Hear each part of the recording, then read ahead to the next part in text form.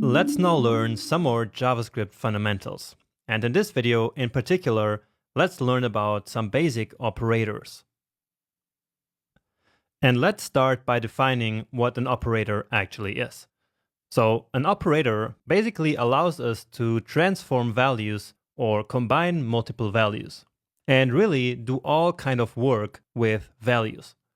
And there are many categories of operators, like mathematical operators, comparison operators, logical operators, assignment operators, and many more.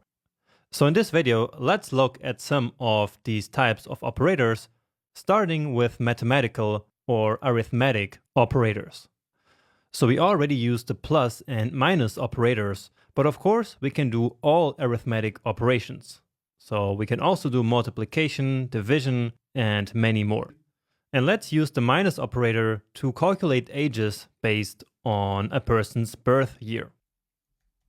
So let's say age Jonas equals, so the current year, and I will simply assume that right now it's 2037, so that's far in the future, but let's make this a bit fun. And then minus a birth year. So let's say 1991.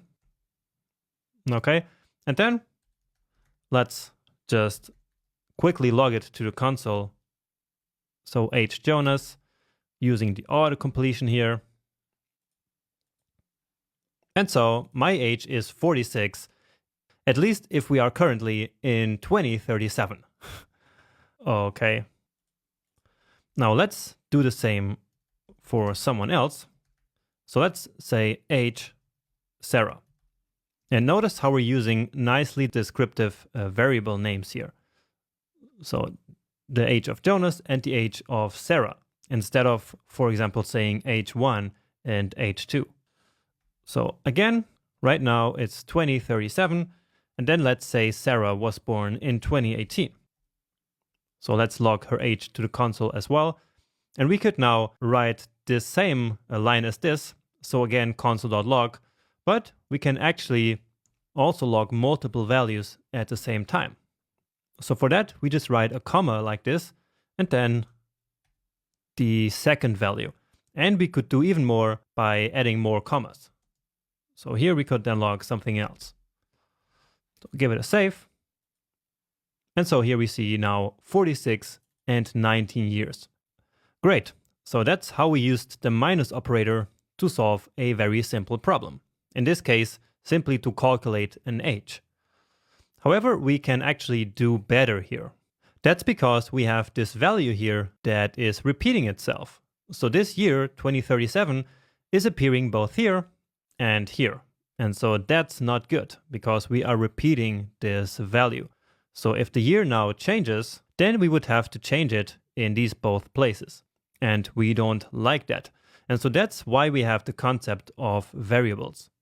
So instead of having this value here, let's say now, and then we assign this value to the now variable.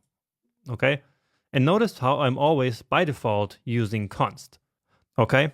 And that's because I'm not changing any of these variables here anywhere in my code. Only if I needed to change them, I would switch to let. Okay, and now here I can replace this one with now and this one. And it should work the same, and it does. Great, so that's a very good use case for a variable right there. And of course, we can use all kinds of different math operations. So let's say console.log. And now we could go ahead and do age Jonas times 2. So using this asterisk or star. Or we could also do age Jonas and divide it by 2. And notice how these are two different calculations here. So one calculation and another one, or basically another operation. And that's because, as I mentioned before, we can log different values at the same time in one console.log. So here we are creating one value, and here we are creating a second value. Let's actually divide it by 10. And then let's also use the exponentiation operator. So for example, 2 to the power of 3. Okay, and here we can use a comment to explain what this means. So that's a nice use case. So 3 means 2 to the power of 3, which is equal to 2 times 2 times 2. So 3 times this. So this should be 8, right? Let's try that. And indeed, 46, which is Jonah's age times 2, is 92. Then divided by 6 is 4.6. So that's this. And then 2 to the power of 3 is indeed 8. Nice. Next, there is another use case that we didn't use yet for the plus operator. And that's because we can use the plus operator to join strings, or in other words, to concatenate different strings. So let's create two variables. First name equals Jonas, and the last name equals Schmettmann. And now I can concatenate these two strings using plus. So let's log that to the console. So first name plus last name. And let's see. And indeed, we have now one big string with both of the names together. So both of the strings that we declared earlier. But what if we wanted a space in between there? Well, that's not too hard. All we need to do is to create another string, which is just a space, and then concatenate it here with these two. And we can actually do that right here. So we want this string, first name, which is just Jonas. Remember, the JavaScript engine will simply replace this string with this one. Then we create an empty string, or actually a string with a space, and then we add that one to last name. So that's going to be Jonas plus a space plus Schmettmann. Let's see. And indeed, that's exactly the result that we were after. Now there's actually a better way of doing this kind of concatenation of strings, which is called template strings. But let's focus on operators now. Okay, so this is a very useful one that we actually use quite often. So another type of operator is actually the type of operator, which we already used up here. So I'm not going to do that again. So remember, here we had the type of operator. And that would then give us the type of the value. So we already know how that one works. So let's move on to the next category, which are assignment operators. And the most straightforward assignment operator is just the equal sign. So let's say let x equal 10 plus 5. And so this equal sign here is actually itself an operator. All right. So in this line of code, we do actually have two operators. We have the plus and then the equal. Now in this case, x will be assigned 15 because the plus operator is executed before the assignment operator. Okay, and that's based on a couple of rules about operator precedence that I'm going to show you in the next video. So let me actually show that to you so that it indeed works, as I told you. And yeah, so it's 15. So 10 plus 5 is done first, and then the result of this operation, which is 15, will then be assigned to x. And so that itself is another operator. But there are more assignment operators. So let me show one to you, which is this one, x plus equal 10. So we know that at this point, after this line, x is 15, right? So let's write that as a comment. And then we have this next line. So this weird x plus equal. So what does plus equal actually mean? Well, let's write that again as a comment. So what this means is x equal x plus 10. So instead of having to write all of this, we can simply write x plus equal 10. All right, and so x should now be 25 because this x here from the previous step is 15. So here we are basically reassigning the x value. That's why I used a let here. So again, x at this point here will be 15, and then 15 plus 10 should be 25. And indeed, it's now 25. So let's write that result here so that we can keep track as I show you more operators. Because as you might imagine, there are more operators like this. For example, there is x and then times equal 4. And I hope you can imagine that this will mean x is equal x times 4. And this should be, in this case, 25 times 4, so 100. Let's check. And yes, it works. The same operator also exists with divided here, but I'm not going to go into that one. So to finish, I will just show you the x plus plus operator. And what this will do is x equals x plus 1. So let's see. And yes, we have 101. And we also have x minus minus. So if we do that twice now, what do you think will happen here? And indeed, we get 99. So minus minus is basically just the opposite of plus plus. So this one will decrease the value by 1, and so we end up with 99. Okay, so let's actually write that these are assignment operators, and these are, let's say, math operators. And so now let's talk about comparison operators. And these are pretty great. So basically we use comparison operators to produce Boolean values. So let me show you how that works, and then I'm sure it will make sense that the result of a comparison operator should be a Boolean. So let's say we are trying to figure out if H Jonas is greater than H Sarah, right?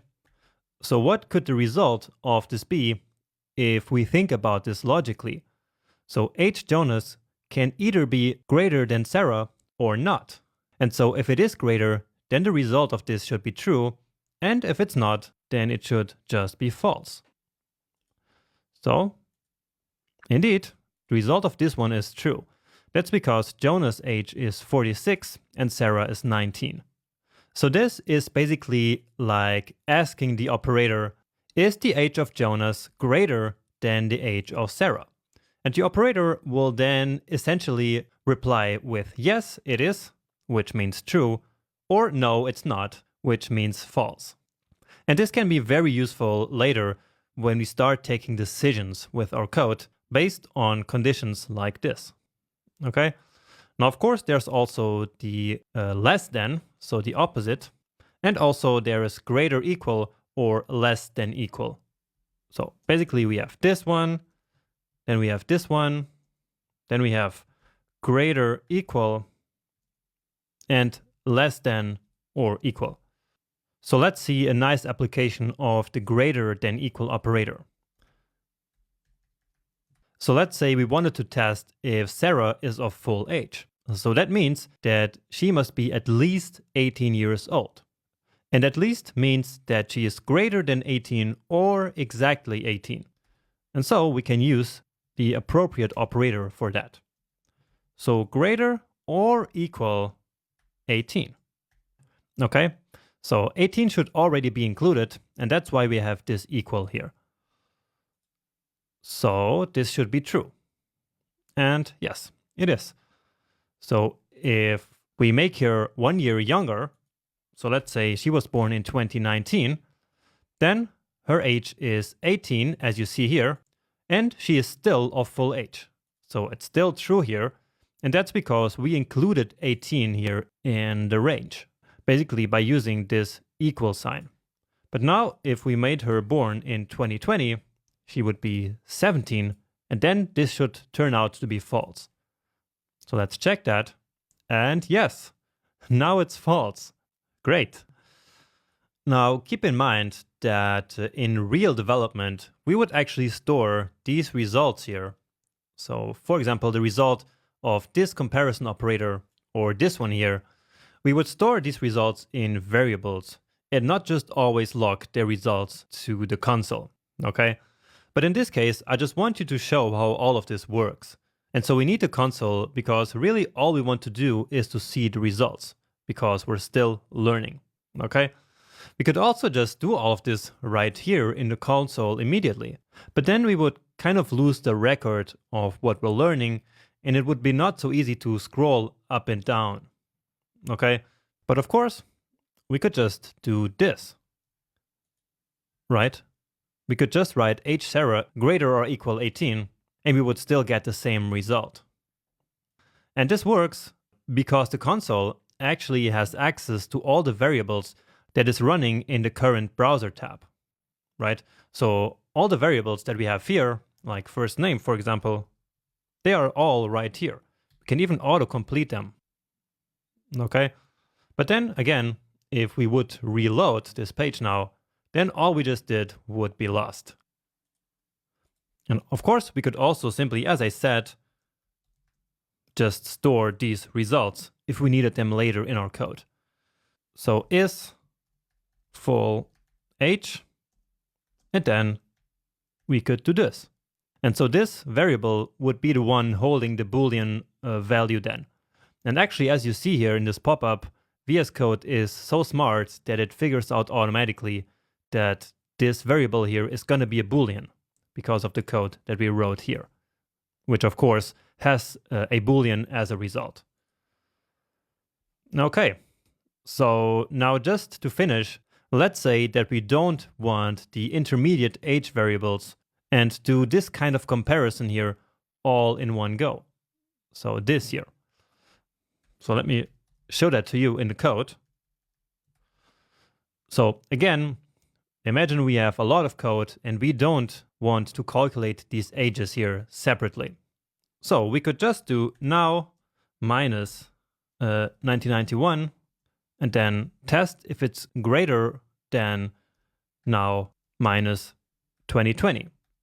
Or let's actually put it back to 2019 as we had before, or actually 2018, I think. So this now is basically just the same as this here. We simply are doing it now all in one step. So this code is the same as this, as it's highlighted here, and this is the same as this one. And so this whole line of code is essentially the same as doing this.